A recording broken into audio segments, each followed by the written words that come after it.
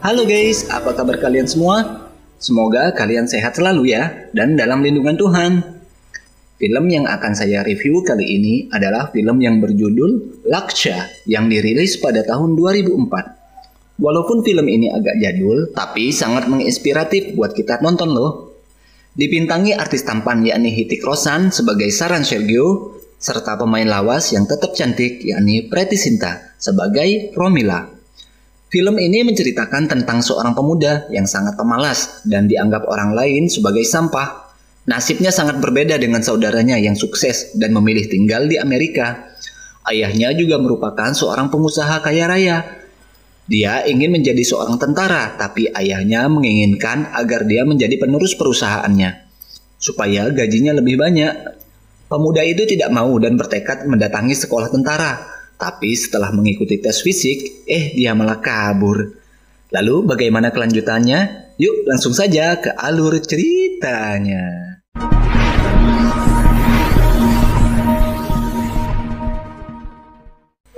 Film diawali dengan memperlihatkan Karan yang sedang bangun tidur. Dia dipanggil ayahnya yang kebetulan hari itu tidak bekerja. Ayahnya bertanya, apa yang akan dikerjakan Karan kelak? Karena setiap hari dia hanya bersantai ria seperti tanpa tujuan. Sedangkan kakaknya yang hanya beda 2 tahun sudah lulus dan lebih sukses darinya.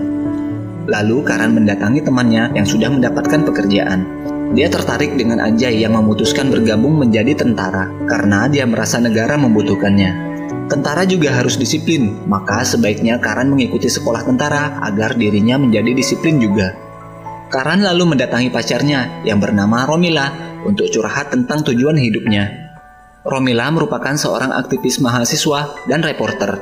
Romila menasehati Karan dengan berkata bahwa dia perlu menemukan sebuah tujuan dalam kehidupan, karena itulah yang diinginkan oleh kedua orang tuanya. Ditambah lagi, dia juga sudah beranjak semakin dewasa.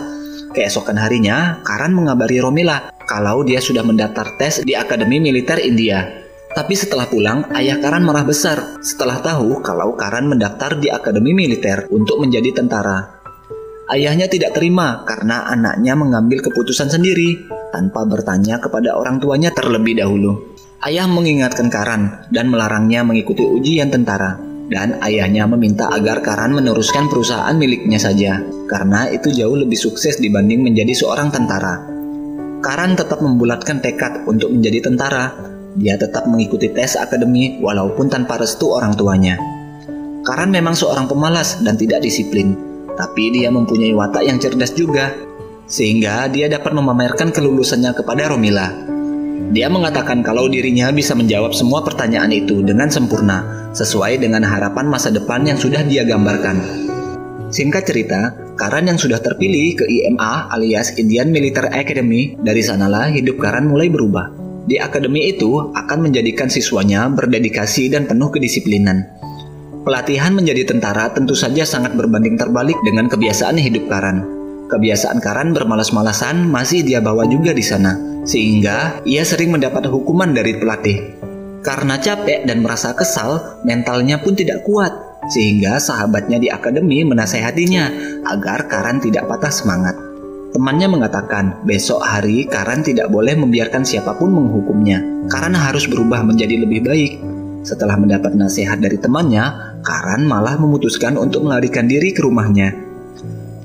Sesampainya dia di rumah, dia dinasehati ayahnya agar besok mulai membantu usaha ayahnya saja dan bekerja di kantor miliknya.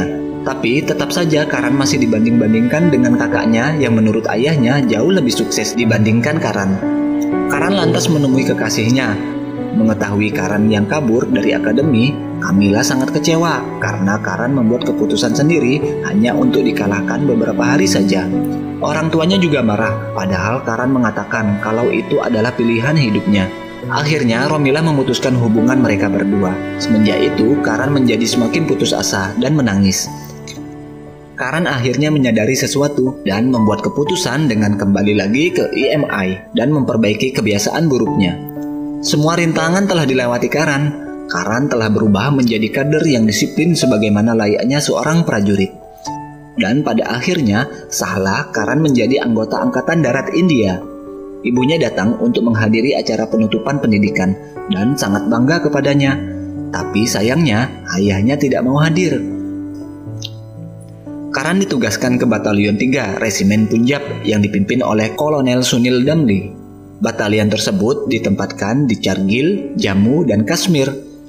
Lanjut cerita, Karan pulang setelah mendapatkan cuti dan langsung patah hati setelah mengetahui bahwa Romli sudah bertunangan. Baru juga sampai di rumah, Karan menerima telepon untuk kembali bertugas setelah terjadi perpecahan di Kargil. Sementara itu, Romila juga ditempatkan di Kargil sebagai koresponden perang, di mana dia bertemu dengan Karan yang telah berubah. Di malam hari, Karan melihat Romi dan seorang teman yang menunggu mobil jemputan. Tapi karena mobil jemputan Romilah bermasalah, Karan pun mempersilahkan mereka untuk naik ke mobilnya. Setelah sampai, Romilah berkata kalau dia sudah memutuskan tunangannya dan berusaha untuk memperbaiki hubungannya dengan Karan, walaupun di tengah peperangan. Namun sayangnya, Karan yang sudah kecewa malah menjauhi Romilah. Lalu Karan berkata, "Anda selalu mengatakan bahwa hidup saya tidak memiliki tujuan. Sekarang lihat, itulah tujuan saya." तुम हमेशा कहती थी ना, जिंदगी में कोई लक्ष्य नहीं। अब है, वो है मेरा लक्ष्य। Sekarang kembali ke batalion, yang mana dia dipromosikan naik pangkat menjadi kapten. CEO-nya mengungkapkan bahwa sejumlah penyusup telah melewati garis kontrol dari Pakistan dan saat ini menempati serangkaian puncak gunung di sisi India di perbatasan. Batalion tersebut ditugaskan untuk mengamankan jalur dengan poin 5179, yakni titik penting yang mendominasi jalur pasokan utama Tentara Nasional Highway ID, di mana sisi utara gunung berada di sisi Pakistan, sedangkan dari sisi barat tebing batu setinggi 1000 kaki dan sisi selatan tanah kosong sejauh 3 km. Dan akhirnya batalion memutuskan untuk menyerang dari sisi timur gunung saja karena menurut mereka dinilai mudah untuk mengatur strategi. Dengan kekompakan bersama dan jiwa patriotisme yang tinggi, bagian pertama serangan yang dilakukan tim pun berhasil. Setelah kemenangan itu, tiba-tiba musuh meneror pemukiman tentara India. Karan yang melihat Romila ketakutan langsung menariknya dan menyuruh Romila pergi dari sana agar dia aman. Lanjut cerita, perang kedua pun harus segera dilakukan. Setelah strategi perang disepakati, tim batalion segera menuju medan peperangan. Namun dalam peperangan kali ini mereka gagal karena strategi kurang tepat dan persenjataan yang dimiliki orang Pakistan sangat lengkap. Akibatnya banyak yang gugur dan terluka dalam pertempuran. Kolonel Puri kecewa dan berkata kepada Kolonel Damli, "Jalan raya tidak lagi aman dilewati karena serangan penyusup. Makanya aku menyuruhmu membersihkan puncak terlebih dahulu dan kamu telah gagal mengemban tugas itu. Makanya aku akan menggantikan tim batalion lain untuk mengatasi masalah ini." Tapi Kolonel Damli tetap kukuh dan akan meneruskan perjuangannya. Lalu sang brigadir akhirnya memberi kesempatan kepada Kolonel Damli dengan waktu selama 48 jam untuk mencapai puncak. Jika jangka waktu tersebut tidak berhasil, maka tanggung jawab untuk poin 5179 akan diberikan ke batalion lainnya. Singkat cerita, mereka mengadakan rapat untuk mengatur strategi kembali. Kolonel Damli memerintahkan sekelompok 12 perwira dan tentara, termasuk Karan juga, untuk mengukur tebing batu setinggi 1000 kaki di sisi barat gunung. Setelah itu akan menyerbu markas musuh. Dalam misi itu, mereka juga akan diberikan dukungan artileri dari sisi timur. Sebelum Karan akan menyelesaikan tugasnya yang sangat berat itu, dia menelpon ayahnya terlebih dahulu untuk meminta restu dan doa, karena dia tidak tahu besok dia masih hidup atau sudah gugur. Dia juga berkata kepada ayahnya kalau dia sudah menemukan jati dirinya sendiri. Dia menemukan tujuan hidupnya, yakni menjadi abdi negara yang rela mengorbankan seluruh jiwa dan raganya. Lanjut cerita. Strategi pun dimulai. Sayangnya, belum lama mereka bergerak melalui lapangan rumput untuk menuju tebing batu, mereka mendapatkan kecaman sehingga banyak yang terluka dan gugur. Dari 112 orang, akhirnya hanya tersisa 6 orang saja. Mereka memutuskan melanjutkan misinya dengan alat seadanya. Mereka berhasil menaiki tebing dan menyerang posisi Pakistan pada malam hari.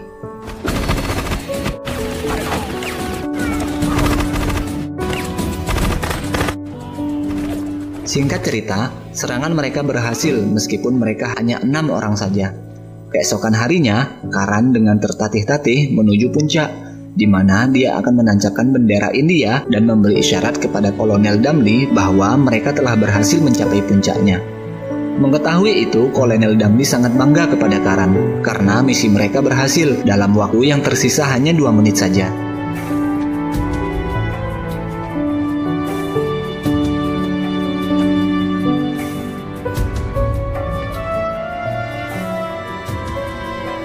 Setelah itu, mereka semua dirawat di rumah sakit dengan sebaik mungkin.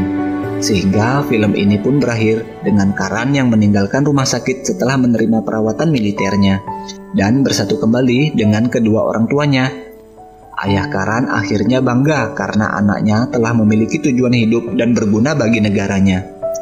Dan kisah cinta Karan dan Romila bersatu kembali. Hai. Hai. अब अब मेरा एक और लक्ष्य तुम।